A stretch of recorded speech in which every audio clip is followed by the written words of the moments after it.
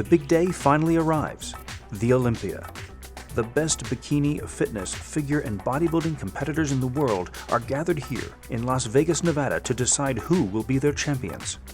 For many months preceding this day, these athletes have been preparing their bodies and their minds for a few precious moments on stage.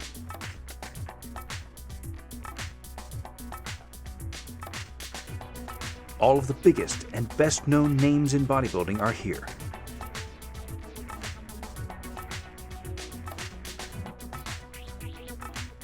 Many of the fans and reporters writing and blogging about the show online called the 2009 Olympia one of the most hard-fought, exciting, and competitive shows they'd ever seen.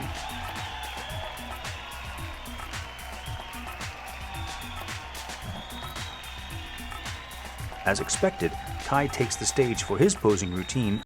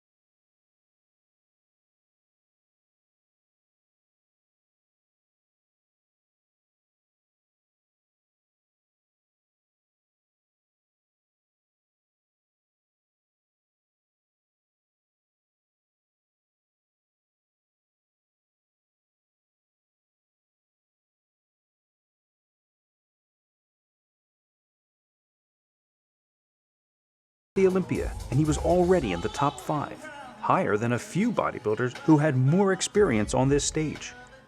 And then came the apology video. Truly, at the end of the day, when the dust settles and the smoke clears, if you were to ask a person honestly, hey, did you do this for that placing? Fourth.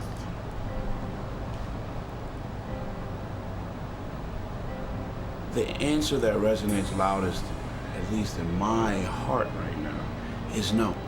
This didn't make any sense to me, and so I did some research to find the placings of past Olympia competitors on their first outings.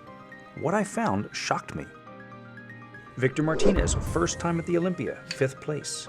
Jay Cutler, first time at the Olympia, 14th place. Dexter Jackson, first 3 times at the Olympia, 9th place, 9th place, and 8th place. Ronnie Coleman's first 4 times at the Olympia, 15th place, 11th place, 6th place, and 9th place. As far as I could see, top 5 was a reason to celebrate. Yet both Kai and Oscar were very disappointed. I needed to understand this. I needed to know what was going through Kai's mind as the placings were announced. I'm focused on the end result. The end result is, I'm going to shake Joe Weider's hand. I'm here with, I didn't imagine the sandow every night before I went to bed. I'm sitting there holding the sandow. I know how much it weighs. I felt its coldness against my skin. I've done all the imagery work. This is the first thing I thought about when I got up in the morning. The last thing I thought about before I went to bed at night. I've kept my journals. I've stayed focused. I've gone to bed hungry. I've gotten up and did cardio the first thing in the morning. I've eaten nothing after doing cardio before going to bed at night. My body fat levels are excessively low. And in 4th place, you look at somebody else. Kai Greene. I say your name and, you haven't seen, Branch walk up or Dexter or Jay yet, but they just said your name and they want to hand you something and, that's all a blur at that point. Like, what? I don't, at that point you stop clapping, you're in shock. Well, Branch they didn't say nothing about Branch. There must be a mistake. Not working out quite the way, because why is Dexter still standing over there? And why is Brant, are you kidding me? And why is Jay still standing there? And how the hell is Branch still, they want to hand me, something's not right. There's not, okay, Phil Heath, I'm sorry for him, but somebody got to place fifth. And it's not anything against the judges. It's not to say the judges were wrong. It's not anything against Jay Cutler, as much as it is, my God, this is not what I was working for. You have mixed feelings. You have people think that, fourth place is a great debut. Olympia is fantastic. For us, we have high standards. We didn't train and make so many sacrifices for fourth. We went to win. So fourth, in some aspects, it's disappointing for everything we did. That's supposed to be, why are they handing, they're handing me. I'm in shock. Stay together, keep it together.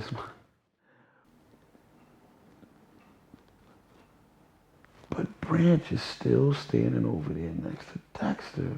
Some woman comes up to you and hands you you smile and I'm gracious about it, but I'm just waiting for what I ordered.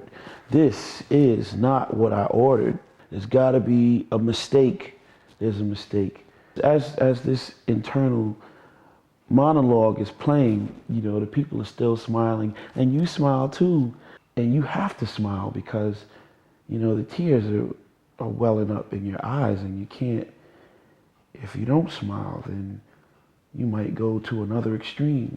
And you can't go to another extreme because, you represent a whole nother idea. You're a professional bodybuilder. You quickly can recall what happens when Silvio Samuel in the 2009 Arnold Classic. I sympathize with everybody I've ever seen get off that stage, that had demonstrated a gesture or two that was thought to be suspect when they got, oh wow, did you see Silvio at the Arnold 2009? Oh, that wasn't sportsmanlike. What's this mean? Fifth place to Silvio Samuel.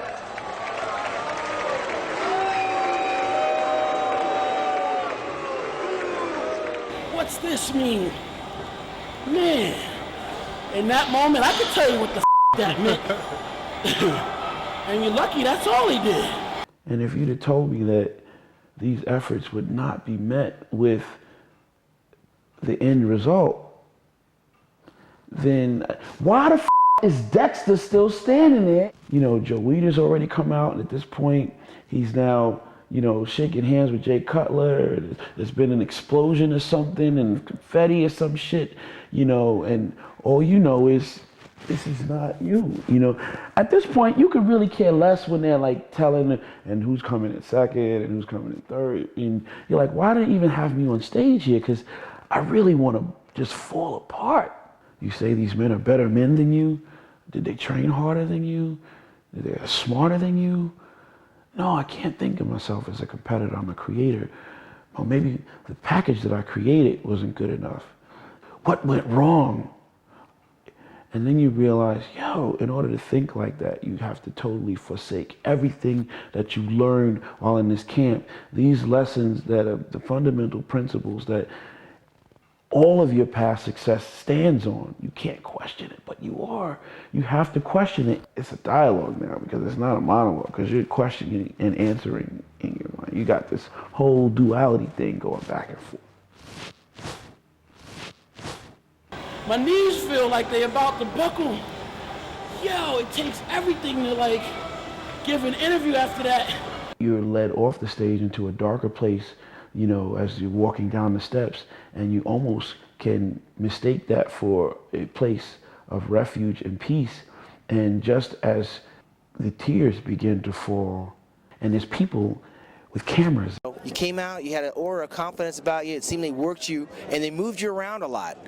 Was this one of the more strategic plays by the judges, or what do you think was happening with you when they called you out with those guys? You walk off the stage, you're expecting to have that moment to yourself. Nope, camera in your face. So are you happy with your placing? What are you, asking me a loaded question? Do you want to see me play myself right now so that they can vilify me on web blogs later? In that moment, you hate them and the camera, and you hate the light that won't allow you to hide in this moment and be vulnerable. But this is what you asked for. You're the pro athlete in the spotlight. You're at the Olympia, And just as that same camera and spotlight would be there when you triumph, it's also there when you have a moment like this. But there was more here than just simple disappointment. Faced with their first time at the most prestigious bodybuilding competition in the world, Kai and Oscar let the whispers of well-meaning insiders cause them to change their game plan. Everywhere he gets exposed, any official or fan or Kai, make sure you don't get too big, don't get too big. Keep the waist down, you know, look at the Olympia. If you're trying to attain something, you look at the current standard. The current standard of Mr. Olympia was Dexter Jackson. That is what they're saying, not Marcus Rule. So you're saying this guy 220 something pounds is Mr. Olympia. You know, and now every buzz, every magazine cover, you have a lot of people claiming Phil Heath as the successor. Oscar took this advice to heart and formulated a strategy specifically designed to beat Dexter and Phil. He had to get him actually smaller. He had to sacrifice muscle tissue. So by the time we got to the day of the show, he was 258, 260. He looked, oh my God, I wish I could have taken him from right there and put him on the stage. But because I had started the depletion and cut the water out, his body kept dropping weight. So in the morning, even though he was 258, by the time he stepped on stage, he was 250. That's already 5 or 6 pounds less than the Arnold. And when Kai's muscles get smaller, they look flat. This explains what I had been reading on the forums about Kai at the Arnold versus Kai at the Olympia. When compared side by side, the differences were noticeable. That's why people were saying he didn't pop out. As soon as he went on stage, he didn't have that freaky or wow factor. And when you have a muscle that flattens out, the striations don't show as deep.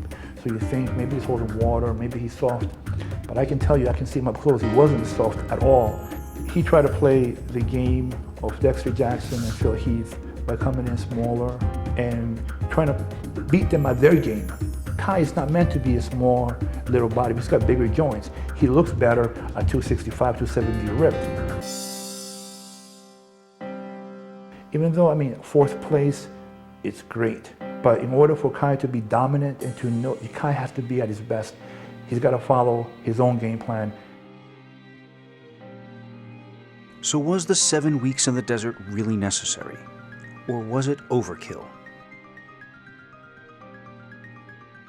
In a way, you know, it was just no escape, you know, constant 24/7. You know, we were under the belief that to prepare for this Olympia, we have to go and do way more and above and beyond what everybody else was doing. And sometimes, you know, more is not always better. Everything that you did do, you know, yields some kind of lesson to be learned.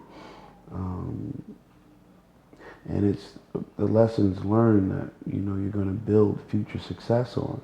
So no, I don't think it was too extreme. I think it was a stepping stone towards future success. But, you know, what we did is try to play their game and see if we could beat them at their game. And what happened was, yeah, we beat Heath and we almost beat Dexter, but Jay came in big and massive. Branch came in big, ripping massive. And because they did what they had to do at their best. So in a way, we felt we gave the Olympia away to Jay.